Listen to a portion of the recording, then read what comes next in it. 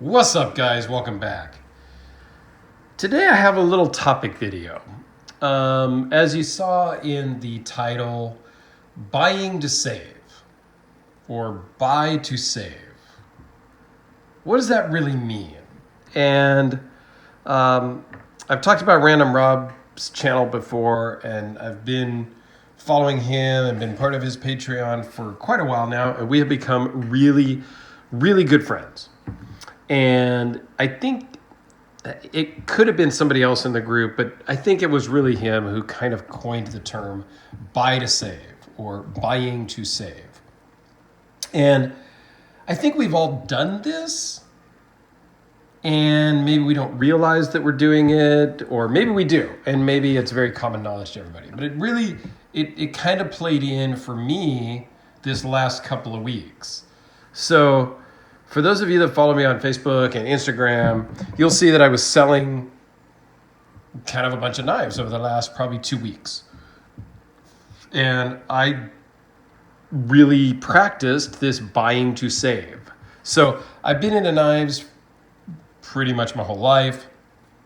Really, really been into collecting for like the last 4 years. And you know, I started out with a Spyderco that I've carried every day since 87, 88. My brother had a buddy who was a Benchmade dealer. And so we got some great deals on Benchmades. And so I ended up with a lot of Benchmades at one point. And so did my brother. And we used them over the course. I think this might be my only Benchmade I have right now. Might be another one. But over the course of time, my brother and I, we both would sell them or trade them off for something better. We kind of traded up, if you will. Not that there's anything wrong with Benchmades, but, you know, we got a really good deal because our buddy was a dealer. And so he just gave us, you know, kind of at cost pricing almost. You know, we got a really good deal. And so we could sell them or trade them and make money doing that, right? And I'm not going to talk about all of these knives. They're just kind of out here so you guys have something to look at while I'm kind of explaining this buy to sell thing that I think we all know and do. So over the last couple of weeks, you know, I had a little bit of money in my PayPal knife fund, watch fund, whatever you call it. And a buddy of mine had a watch that he was going to sell. It's a Grail watch for me. And I talked to him and we came up with a price. And dang, this thing's getting kind of scratched up from my pocket. I have to wipe that off and see, but just noticed that right now. This one gets carried quite a bit, actually. And the rivets in your pocket, as the pocket starts to come apart, because we carry knives and the pocket rips on your jeans, yeah, that's kind of marked that up pretty freaking good. Dang it. So anyway, we agreed on a price. He was gracious enough to give me a couple of weeks until the end of September or the end of August to pay in full. I sent him a deposit. He was going to hold on to it, obviously not ship it until I had paid him. I had already had a few watches for sale and a couple of knives, but I kind of upped the ante. I gave a little bit better pricing. I listed some things that maybe I would not normally have listed because it was worth it for that watch. And in about a week, I had the rest of the money for the watch and paid that off. And I still have some things that haven't sold yet and some things that I'm intending to sell that I haven't even listed yet. So at the end of the day, once everything is sold, because I have a couple of knives that are sold, and I did the same thing, I let that guy make some payments. So at the end of the day, I will have sold more than what the watch cost me from my other buddy. So I kind of got a free watch-ish. I mean, it's money I already spent, right? I've collected these knives. Some of the knives I sold, I bought 2 or 3 years ago. Okay? And it was just time to change them up. I don't carry all of these knives. My tastes have changed. I don't love that anymore. My other buddy always loved that more than me. I just happened to be the guy who was able to get one. You name it, there was various reasons to sell them. So I sold a bunch and for the most part paid off the watch. I mean, I paid off the watch. I just still owe myself a little bit because I took a little bit out of the bank to pay for it. But when these other knives sell, I will more than make back what the watch cost me. So when you're buying something, especially if you're buying smart, you buy like this. They made 200 of these. This is number 131. The Misgard Messer the Viking. They made 200 of them. It was 390 US from Germany. So, just under 400. If I went to sell it now, I'd probably get my money back. If somebody really wanted it and they couldn't get a hold of it, I might be able to make a couple of bucks. Make 450, right? Whatever. Make a buck, make a couple bucks. This one's not for sale. None of these are for sale, guys. These are all ones I'm keeping. I just brought out here to show. But if you're buying smart, like this particular one I got from Mark Big directly. But last year on Black Friday and actually just on Monday, Knives Ship Free had 50% off all of their bags. So last year I bought one at 50% off and I shipped it to my buddy Random Rob, who'd never had a bag before. This is the Steelcraft series. But I got it at half price. So if I were to turn around and sell that for less than list, I would have still made money.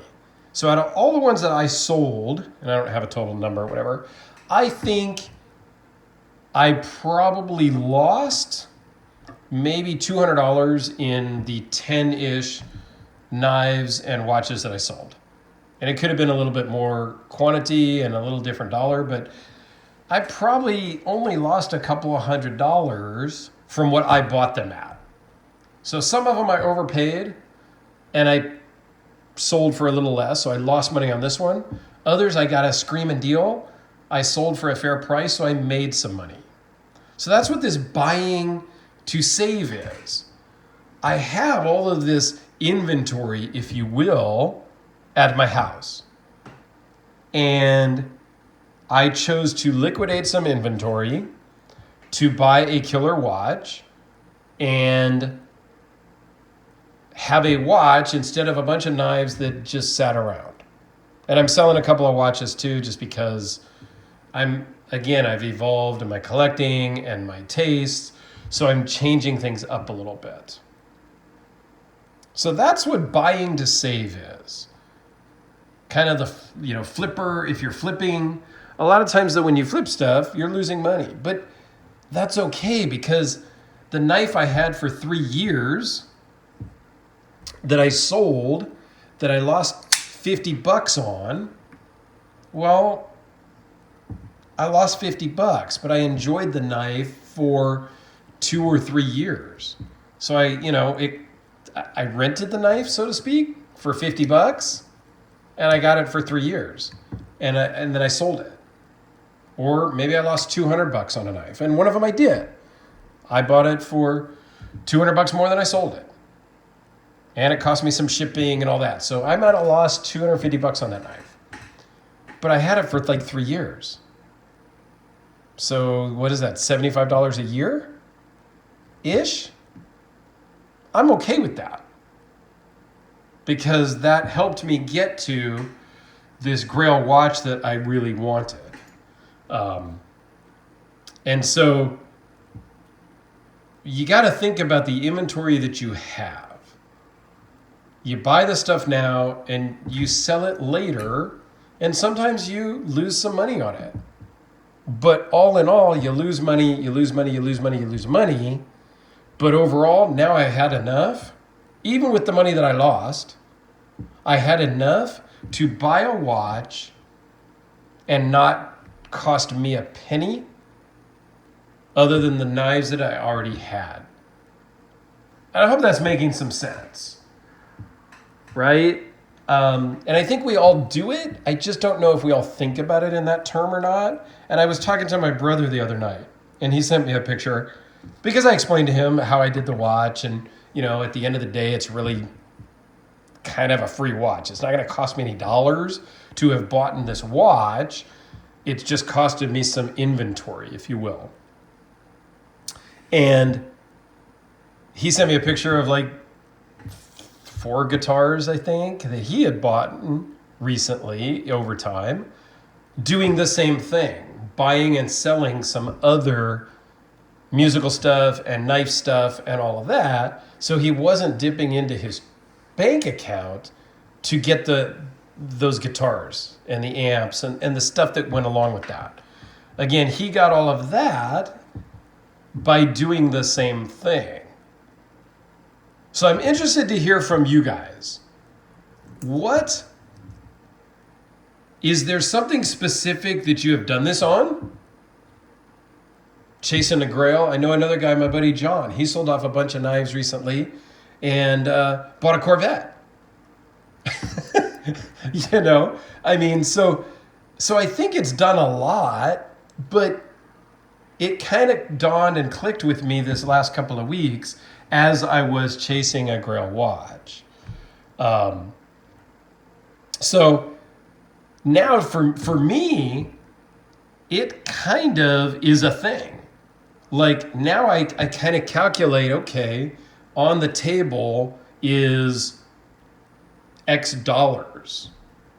So if another watch or a Grail knife comes along, I could, even if I had to, I could fire sale it and I'm going to get, let's say it's $2,000. I don't even know. It's somewhere in that neighborhood, right?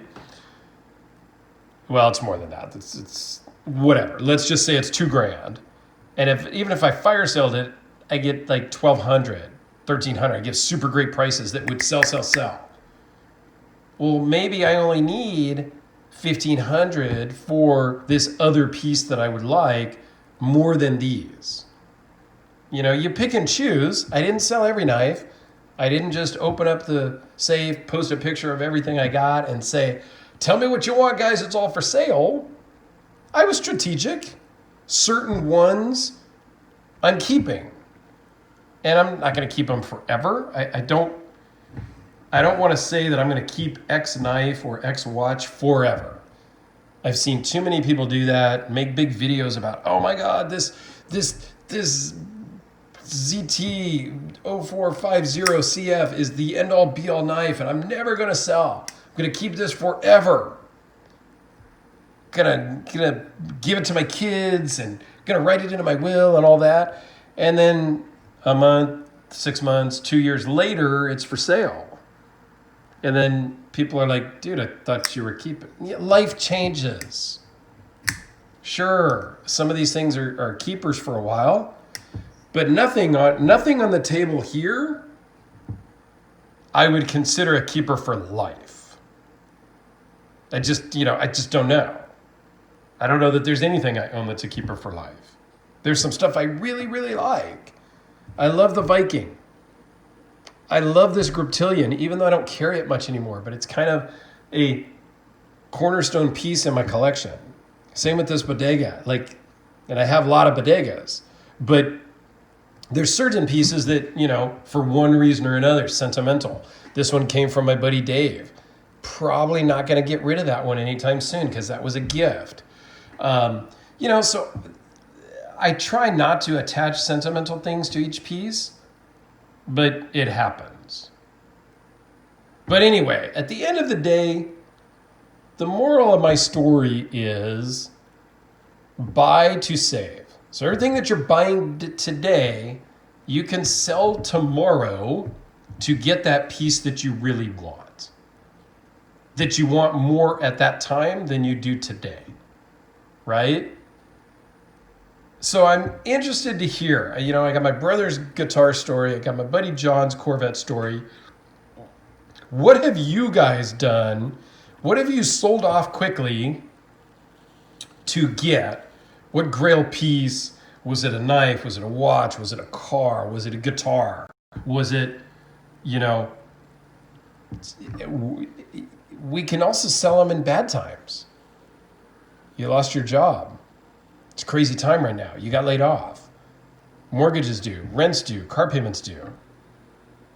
That happens, and that's crappy when that happens. And if that's happened to you, I'm sorry. And you can share that if you would like. But I'm hoping that it's people that have sold stuff to get cool stuff, not sold stuff to survive, because that's tragic. And knock on wood, I've not been in that position since I've gotten into knives and all that stuff.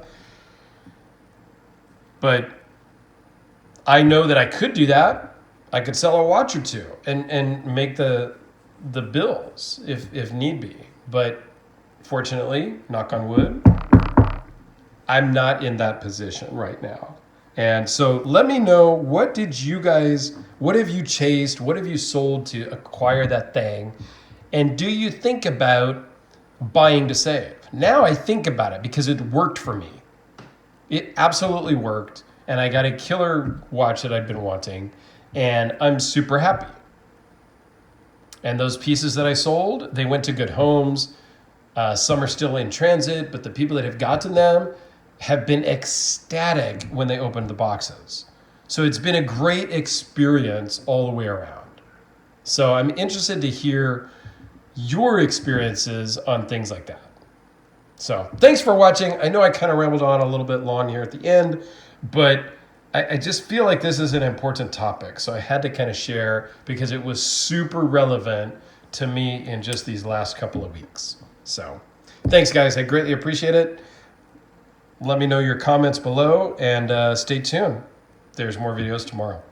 Thanks, guys. Have a great day.